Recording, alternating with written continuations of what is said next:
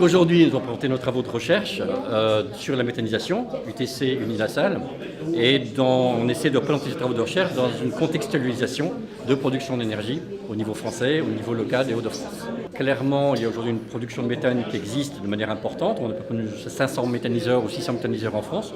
Très clairement, l'objectif est d'atteindre en 2030 d'en avoir 1500. Donc effectivement, la croissance est importante et très clairement, c'est une activité qui est soutenue par les pouvoirs publics et dans laquelle, effectivement, le nombre de méthaniseurs installés en France annuellement est en croissance aujourd'hui.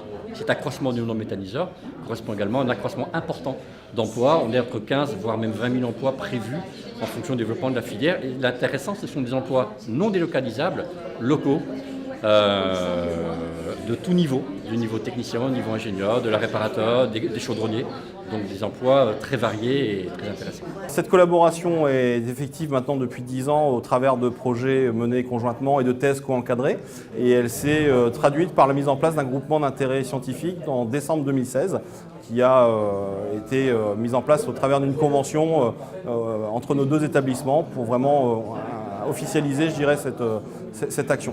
Alors les travaux sont des travaux sur la méthanisation et ils font appel à des compétences diverses et variées qui peuvent être partagées entre nos deux établissements en biochimie, microbiologie, génie des procédés, mais également plus spécifiques avec peut-être par exemple le volet agronomie pour l'Unilassal et le volet modélisation, identification mathématique pour l'UTC. Le prochain défi très clairement c'est d'arriver à développer des filières rentables ou d'aider à développer des filières rentables pour la ressource française qui est essentiellement une ressource de déchets semi-solides et donc des réacteurs particuliers qui existent très peu aujourd'hui sur le marché de manière industrielle.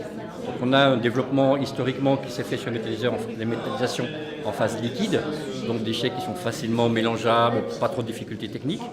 Or, la problématique française, essentiellement des déchets ou des sous-produits plutôt solides et donc il y a lieu de développer des filières adaptées à ce type de déchets.